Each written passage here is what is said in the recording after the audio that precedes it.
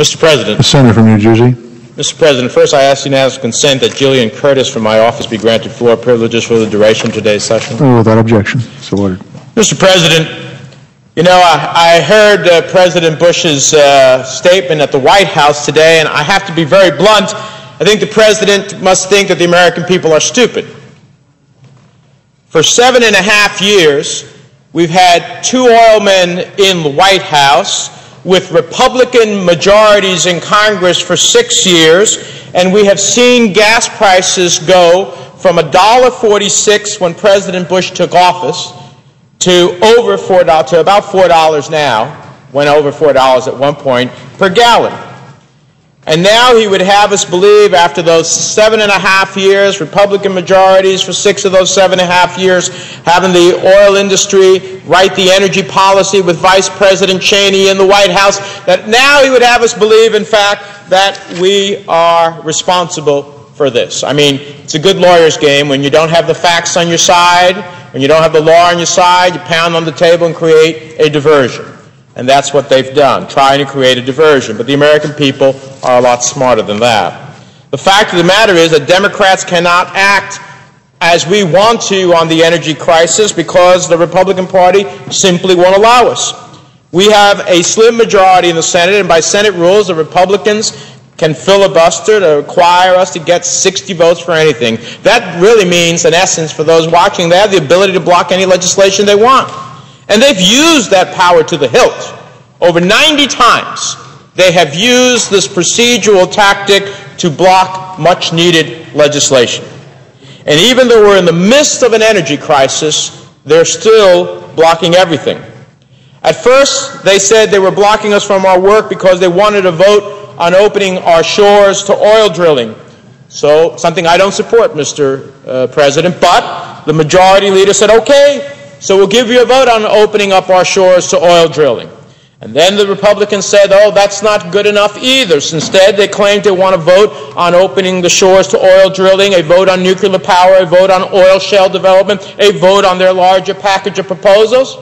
And guess what? The majority leader said earlier this week, okay, you can have a vote on all of that.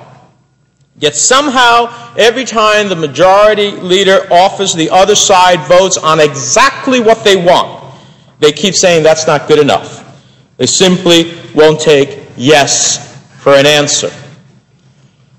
I hear their speeches. They all mention speculation. Well, we've had testimony that, in fact, speculation in the marketplace could raise oil per barrel at $50 per barrel. And we even saw a company that was just taken by the Commodities Future Trading Commission being charged with having manipulated the marketplace, made $1 million in 11 days and increased gas and oil prices. And yet, they won't let us go to the speculation. They say one thing, they do another. Now, the big thing they keep talking about is production. But the Republicans don't want production. They simply don't want us to have progress. That's their game plan. They have a political equation here, and it is don't have anything be achieved. On 5 separate occasions, they have had the opportunity to vote for energy production. They've had the opportunity to keep the rapidly developing wind and solar industries growing at an accelerating pace, but instead they decide to play politics. The Republican Party doesn't seem to take renewable energy seriously. It's true that renewables are essential for our environment, essential for our economy. But what these industries really represent are an opportunity to produce massive amounts of domestic energy cheaply and at least 100,000 new high-paying jobs in America.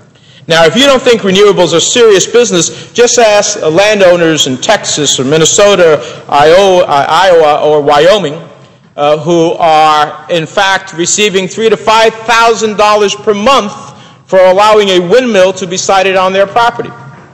Or ask oil man T. Boone Pickens, who's plowing billions of dollars of his own money into wind energy and a plan to use renewables to end our addiction to oil.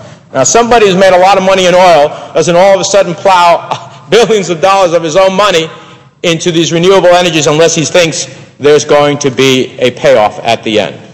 He understands it. In my home state of New Jersey, we have windmills in Atlantic City where the casinos are, generating a lot of energy. Last year, throughout the country, we installed enough wind turbines to power over 1.5 million homes. And the solar power industry is growing at over 40% a year.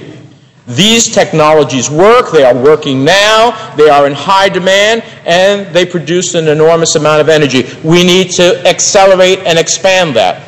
If we extend the wind and solar tax credits so these industries can continue their rapid growth, we could add 150 gigawatts of installed capacity within 10 years. Now, what does that mean? That means that we'd have enough electricity to power over 37 million homes. And at that rate, by 2030, we could get over 25% of our nation's electricity from wind and solar power. Now, the package of tax credits that the Republicans continue to blocked again today, represents a solution also for the high price of oil. There's a large tax credit for the purchase of plug-in hybrid vehicles, cars, for example, like the Chevy Volt, which will be able to run on electricity for the first 40 miles after being plugged in. That means a full 3/4 of all trips driven by Americans won't use a drop of gas. And if projections by some of the experts hold true and half the cars on the road in 2030 are plug-in hybrids, we could easily cut our use of oil by 10%, and some would suggest that we could even displace much more. And by this time, we would be producing enough renewable energy to power all of these cars and still have electricity to spare. If we want cheap gasoline, if we want to be free from imported oil, we need to pass the tax credit extensions, and we need to build plug-in hybrid solar panels and wind turbines, to name a few. It's that simple. Now, it's time for our colleagues on the other side of the aisle to stop exploiting our energy crisis for big oil's gain, and let us vote on the things that will actually produce energy.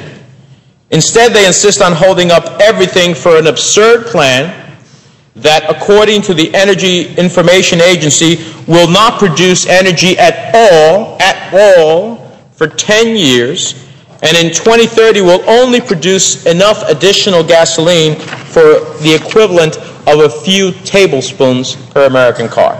A few tablespoons. Let me try to put their plan in perspective. Since April of this year, Americans, seeing the high cost of gas, have actually reduced their consumption by 800,000 barrels of oil a day, more than we did a year ago. This is the most significant and sudden drop in oil since the 1970s. But what happened, even though we've reduced 800,000 barrels of oil every day, prices went up. In recent weeks, in response to record oil prices, Saudi Arabia produced an additional 500,000 barrels of oil more each day. And what happened? Prices went up. So how does the Bush-McCain drilling plan compare to these recent events? Well, based upon the Energy Information Administration of this Bush administration's own analysis, if we open all of our shores to oil production, the first drop of oil would not be seen for almost a decade. And offshore oil production would peak in the year 2030. And then it would peak at only 200,000 barrels a day. So, in fact, if 800,000 barrels a day of reduced consumption and an increase of 500,000 barrels a day in extra production hasn't lowered gas prices one bit, it's clear that the production of 200,000 versus a combination of 1.3 million barrels in reduced demand or increased production, 200,000 barrels in the year 2030 is going to do absolutely nothing about gas prices. In fact, the Energy Information Agency says that adding those 200,000 barrels per day in production in the year 2030 will lower the price of gasoline by less than a penny per gallon. Let me repeat that. The Republican production plan to open all of our shores and risk the environmental consequences that we saw, for example, in the Gulf of Mexico during Hurricane Katrina and Rita, 700,000 gallons of oil spilt in the Gulf, 7 million gallons of oil spilt on land by the facilities that bring that oil to marketplace, won't lower gas prices by about a penny in the year 2030. So let's compare these numbers with what renewables have to offer. Remember that if we pass the renewable extender tax credits, we could produce massive amounts of electricity from renewable technologies. We hear this constantly being discussed by our Republican colleagues, but they don't let us vote on it. Also remember that the tax extenders will also help us rapidly deploy plug-in hybrid technologies so we can use this electricity for transportation. By some projections, this means that by 2030, the same time period that they're drilling off the shore with the risk that comes to a $200 billion coastal economy, we could replace 2 to 3 million barrels of oil per day with electricity. Now compare 2 to 3 million barrels to a measly 200,000 barrels per day by the drilling. And some, like the Department of Energy's Pacific Northwest National Laboratory, projected we could actually displace 3 times as much, 6.5 million barrels per day by the year 2030, versus 200,000 barrels in this big drill. I don't quite get it. You can save the equivalent of 6.5 million barrels a day in energy by pursuing the renewables that they say that they support but don't vote for, or you can have 200,000 versus 6.5 million by virtue of drilling 30 years from now. So this, of course, means that for us to achieve this, we need to get beyond Republican efforts to stop us from maintaining the tax incentives we have. And it means we actually have to get serious about our energy policies and start a serious effort to run our transportation fleet on electricity. That's what voters have to decide on this fall, Mr. President. Do they want to vote for the party of big oil, the party that saw this dramatic increase in gas over the administration's lifetime, where they wrote the rules and the law at the White House sitting with the Vice President of the United States? Do they want to vote for big oil that has record profits? We've seen it start with ConocoPhillips. I can't wait for tomorrow or the day after when ExxonMobil puts out their profits, record profits, and not talking about millions, talking about billions. Record profits. Do they want to vote for big oil, which has concocted a plan that does nothing but enrich the oil companies? This is about one last grab before this administration goes out to office. They already have 68 million acres in the country that they have access to. Now they have all types of, well, can't do this, can't do that. 68 million acres. Then they have millions of acres off the outer continental shelf, not subject to the moratorium. Well, they always have they have areas in the Gulf they haven't pursued. Bottom line is, plenty of drilling could take place. They haven't done it. And even the president of the American Petroleum Institute says, well, we don't have the infrastructure. We don't have the resources to do it. So all this talk about drill, that would only produce 200,000 barrels in the year 2030 versus 6.5 million barrels of reduced demand in oil, that would really do something about gas prices. It would really do something about gas prices to let us take out the speculation in the marketplace, $50 per barrel, some experts say,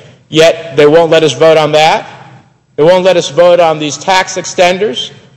So this is not about creating production. This is about stopping progress, Mr. President.